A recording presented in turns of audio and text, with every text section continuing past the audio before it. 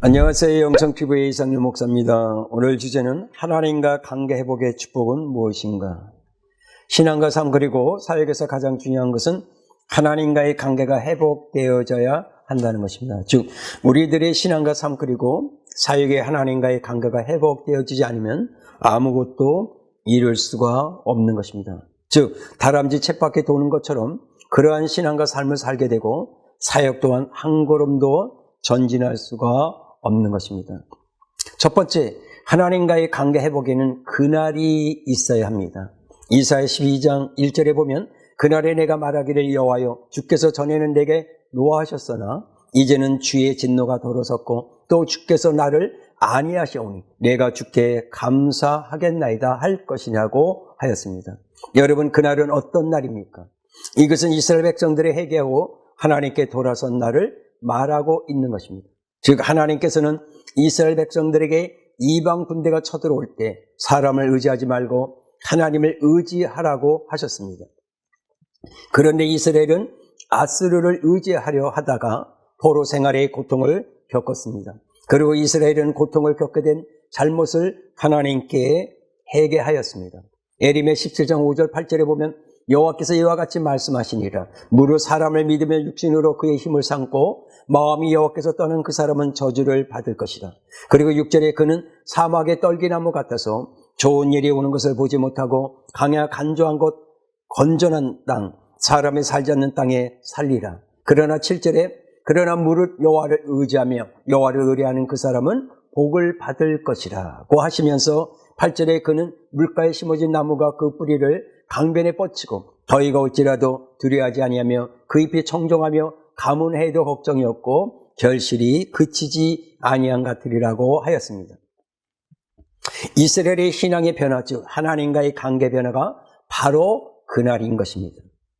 이것은 이스라엘은 아스르가 자신들을 구원할 수 없다는 사실을 깨닫고 오직 하나님만 바라보고 의지하면서 살겠다. 그리고 하나님만 구원자심을 믿고 영육간의 모든 문제를 해결해 주심을 믿고 이제부터 시련과 환난이 있어도 이렇게 변화가 되어지는 그날이 있을 때 하나님과 관계가 회복되어지는 축복을 받을 수가 있는 것입니다.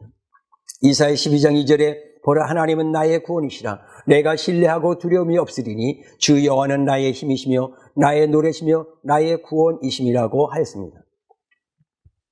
여기서 보라는 말은 신앙과 삶의 모습의 변화가 일어난 것을 말하는 것입니다. 즉 우리들의 신앙과 인생의 삶 속에서 어려움이 있다 할지라도 주님만 신뢰하고 의지하고 주님만 바라볼 것이라는 신앙과 삶의 변화가 일어날 때까지는 하나님과의 관계가 회복되어지고 좋아지는 것입니다. 두 번째, 우리들이 변화되어져야 하는 것은 무엇인가? 하나님께서 이스라엘 백성들이나 우리들에게 요구하시는 것이 무엇입니까? 그것은 우리들이 하나님의 뜻과 마음 그리고 하나님의 사랑을 깨닫고 회개하고 하나님께 돌아섰다면 즉 그날이 있었다면 이제부터 하나님께 잘못을 범해 매에 맞았다는 죄책감에서 벗어나서 구원받은 백성답게 그리고 자유와 은총을 받은 자답게 기쁘고 소망적인 생각을 하고 모든 것이 하나님의 은혜와 사랑이고 축복인 것을 알고 하나님을 믿는 믿음으로 살아가라는 것입니다. 이렇게 할 때 하나님과의 관계가 좋아지는 것입니다. 중요한 것은 하나님께서 항상 우리들을 은혜로 돌보시고 이루하신다는 생각의 변화, 즉 긍정적인 말, 믿음의 말을 하면서 살아가야 된다는 것입니다. 즉 우리들이 하나님 앞에서 감사하면서 믿음의 말과 긍정적으로 생각할 때 신앙과 삶의 모든 문제에서 자유와 해방의 은혜가 있을 것이고 그리고 치유해 주시고 회복시켜서 영육간에 강건해지고 슬픔과 탄식이 아니라 기쁨과 자유와 해방의 축복을 받을 것이라는 것입니다. 세 번째로 하나님과의 관계 회복을 위해서 성령님을 의지하라.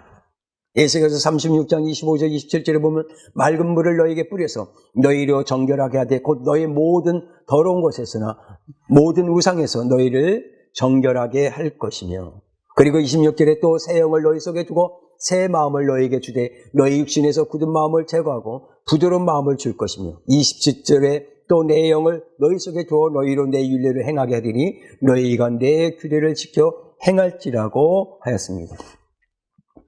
이것은 우리들이 하나님을 향한 마음, 그리고 신뢰, 의지 이러한 모든 것들, 즉 하나님과의 관계 회복이 이루어지기 위해서는 성령 하나님을 철저히 의지할 때 이루어질 수 있다는 것입니다. 중요한 것은 우리들의 마음과 행동이 하나님께 돌아가기 위해서는 성령 하나님을 의지해야 되고 성령 하나님의 은혜가 있어야 된다는 것입니다.